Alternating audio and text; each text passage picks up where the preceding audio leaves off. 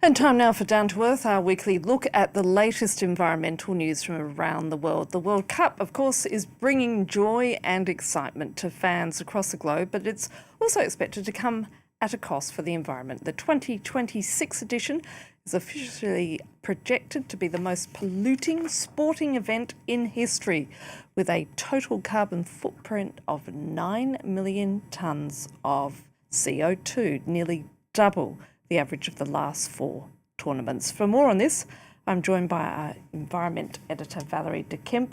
Why such a massive footprint, Valerie? Well, the numbers speak for themselves, Annette. 3 countries, the US, Canada, Mexico, 16 stadiums, 16 cities, 48 teams, and more than 100 matches. So we're talking about a mega, supersized sporting event, and the associated climate costs are no different. A research group, Scientists for Global Responsibility, have described the 2026 World Cup as a climate disaster. According to their estimates, the event is expected to generate 9 million tons of CO2, so planet-warming gases. And that's the equivalent of the annual emissions of a country like Cyprus, home to 1 million people. And that's also twice as much as the 2022 edition in Qatar, which was already under scrutiny for its environmental track record. So the massive carbon footprint is driven mostly by the distances that the teams and the fans, will travel, over the next 5 weeks.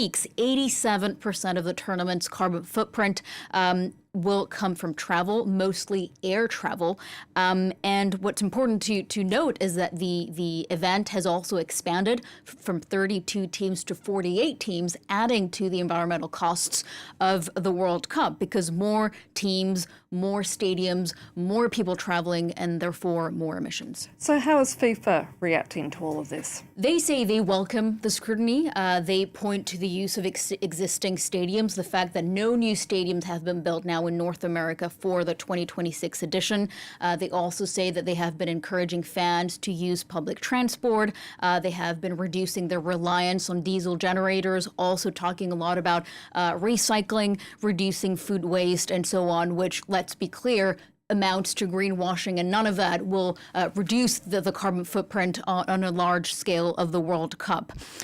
The body FIFA has also said that in spite of the vast geographical spread of the event, the World Cup, they actually made an effort in creating regional clusters, Western, Central, and Eastern, in a bit to reduce travel emissions and to reduce the amount of travel. But even then, you take a team like England, for example, and its fans, they are expected to travel 1,700 miles to attend games taking place in Dallas, Boston, and New Jersey. So even then, you have people traveling for very, far distances. And just to give you a sense of how much air travel weighs on the total climate costs, the 2022 edition in Qatar, which was already heavily criticized for its environmental track record, generated 3.8 million tons of CO2.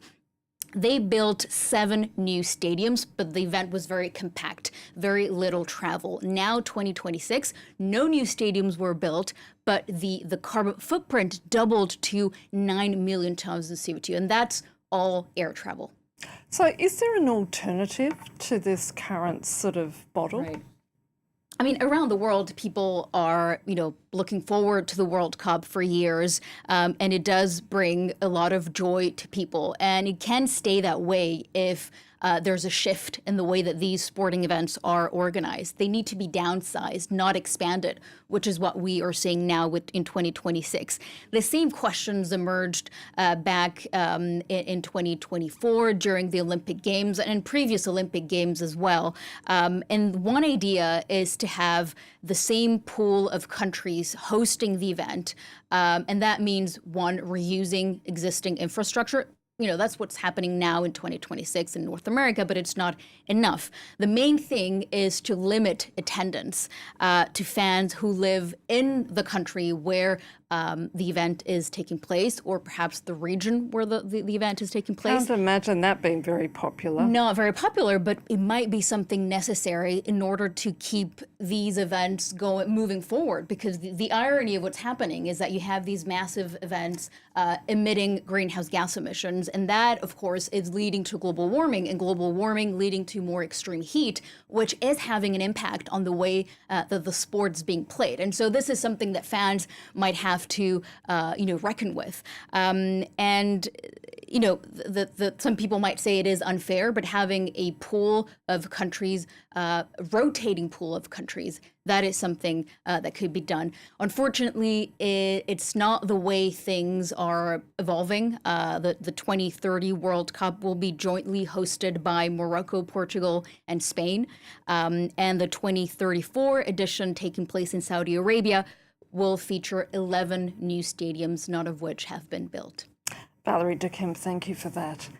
And that's it for this edition. Do stay with us here on France 24.